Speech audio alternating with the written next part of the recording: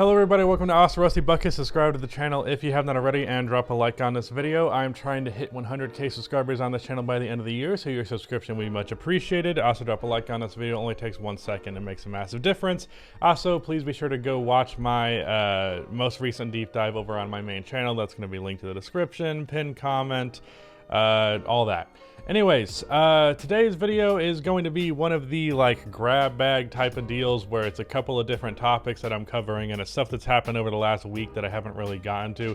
I actually intended on releasing this video a couple of days ago and then just stuff kept coming up. So I'm going to be talking about 3 things. It was originally going to be 2, but another story came out. And that is the John Wall situation in Houston, Kemba Walker and Blake Griffin being benched, as well as the punishment the league has levied on the Bulls and the Heat for the Lowry and Lonzo ball tampering. So first things first, let's address what's in the thumbnail and the title, and that is the John Wall situation. So I don't know every exact detail, but what I can tell you is I know earlier on in the season, the Rockets essentially said, hey, John, we don't want to play you. And apparently that was like a mutual agreement. And I kind of understood the logic on that. John is not really tradable, and you also can't really buy him out with how much money he makes. I guess you can, but gonna pay a lot of money that is off of the books.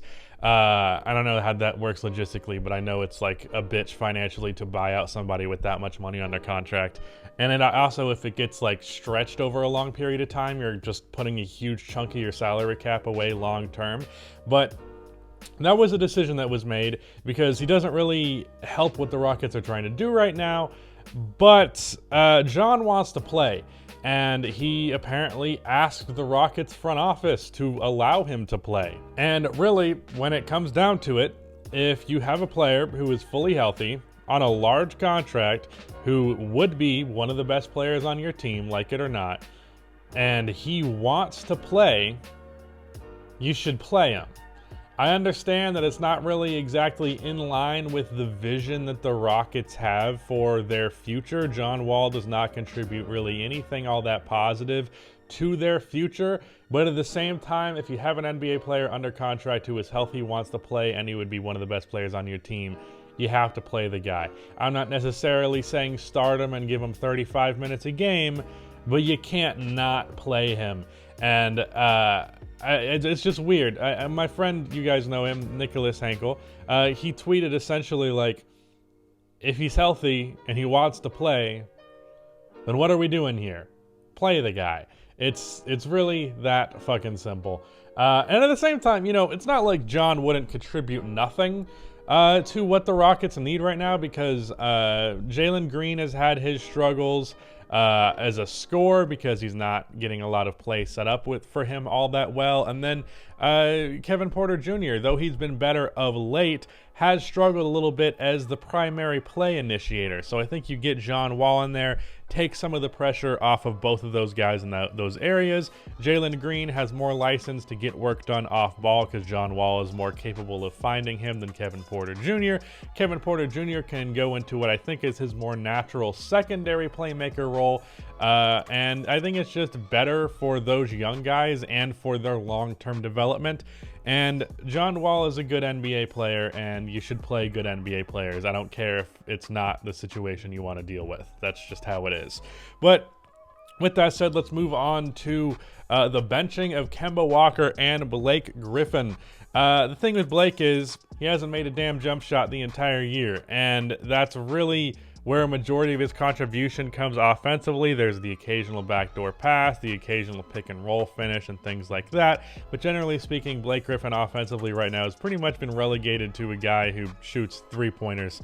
And I believe last I checked, he was shooting like 16% from 3. That's not going to cut it. And with how many bigs who are, you know, kind of combo power forward center on this team, James Johnson, Paul Millsap, LaMarcus Aldridge, even Nick Claxton, you could argue, sometimes gets 4 if he's playing next to a stretch big. Really, there's just a lot of rotational minutes for center/power forward that is already kind of filled. And, you know, if you have all those names, one of them is going to fall out of the rotation, and Blake Griffin has been the worst one so far this year. So he's fallen out. Not necessarily completely out of the rotation long term. He might get opportunity. Maybe somebody gets hurt and then he ends up playing well, or maybe he just finds opportunity again and he plays well. But regardless, I don't think that one is necessarily like, oh yeah, we're done with this. Kemba Walker, on the other hand, I hadn't realized how bad Kemba Walker has been this year. You want to look at on-off numbers. The Knicks with Kemba Walker on the floor, and this could be, I don't think this is, it's to this extreme. I think it's partially coincidental and partially just early season lineups and defensive rating not always being an accurate measure of an individual player's capabilities.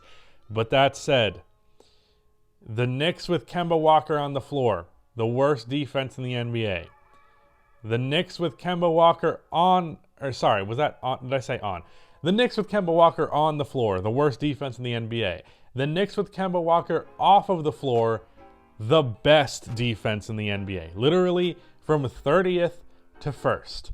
So, kind of hard to argue with him not really being in the rotation anymore. Not only is he that much of a negative defensively, but he's really not even bringing all that much positive offensively.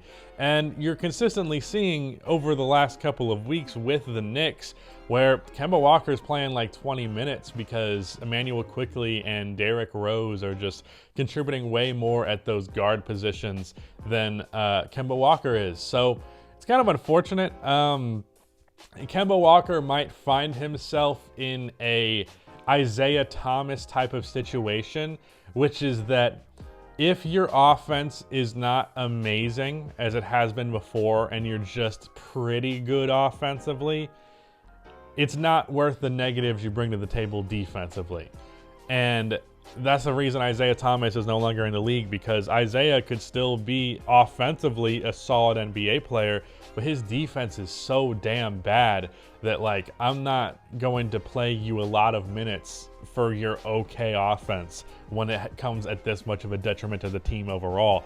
And it's kind of the same thing with Kemba, where it's like, hey, Kemba, can you hit a pull-up three-pointer? Can you make a nice drive every once in a while, a step back mid-range out of the pick and roll? Sure. Are you also going to give up all of those points and then some on the other end? Also probably true, because you're no longer an all-star starter caliber player like you were a few years ago. So it's kind of unfortunate. I think there, again, like with Isaiah Thomas, I think there's an avenue where he finds a role in the right circumstances. But yeah, it's kind of sad to see it go this way. Next, last but not least, we could talk about the Miami Heat and the Chicago Bulls having second-round picks taken away from them because of the Kyle Lowry and Lonzo Ball signings. And apparently, I saw a tweet about it. I haven't seen it in an official report, so if it's not actually true, then forget what I'm saying. But apparently, even the Raptors and the Pelicans lost a second-round pick out of this. I think the ones that were traded, maybe. This is just something that I saw offhand. So if that's true, wow. If it's second-round picks that aren't even the Bulls and Heat picks, then that's like 4 draft selections that are now off of the table for the next draft, so that's something. But in terms of what this means, essentially nothing. If the consequence of getting 2 really good starters, I'd say with the way Kyle Lowry has played so far this year for the Heat, at least scoring-wise, I'd say him and Lonzo are in a similar tier right now, but I expect Kyle Lowry's scoring to go back to what it was, and at that point he'll be much better than Lonzo. But either way, right now, 2 great starting point guards, and the negative that you come from that is a second-round pick. Why the fuck would the Bulls even care? Why the fuck would the Heat even care? If you're trying to punish teams for tampering, for setting up trades before they're supposed to be setting up trades, setting up contracts before they're supposed to be setting up contracts, a second-round pick is not going to do it. Now, that said, I don't know that this was the proper situation to actually levy a real punishment, because, you know, there are a lot worse cases of tampering than this, and if you're going to fine a team for giving a contract to players previous to when they're actually supposed to be getting contracts, like that happens constantly. Like that is, if you're going to find the Bulls and the Heat for that, you got a lot more people to find than that. You got a lot more people to punish than just those two teams. So, first of all, because it's my own team, I'm glad it wasn't anything extreme. But also, just in general, I don't feel like this was a situation that needed extreme punishment. But at the same time, if the league's goal is to prevent things like this from happening, a second-round pick is not making anybody lose sleep. Sure, a second-round pick can be valuable. Ayo Dosunmu for the Chicago Bulls this year has been pretty fucking good, even though he's a second-round pick. But regardless, it's not going to be something that defines a move. They're not going to be like, oh no, let's not sign this really, really good point guard because we'll lose a second-round pick. That's not going to happen. So, yeah. It's weird. It's not going to help if they're trying to punish, but also they shouldn't really punish for this. So I guess this is the right the situation to come out of this. I don't know. I felt like the whole investigation was kind of dumb to begin with, as did most people, because this is a league-wide thing, and to just pick and choose where to do it. I realized that the Lonzo and Lowry examples were far more egregious than some other ones, but regardless, it's the same practice that happens universally. And if you're going to punish them for that, you got a lot more people to punish for it, which I've said already, but yeah. And this is not even with bias towards the Bulls. If this was just the Heat situation, I would say the same shit. So yeah, Lonzo Ball is on my team, and I don't give a fuck that the Bulls lost a second-round pick. That is the end of this video. Goodbye.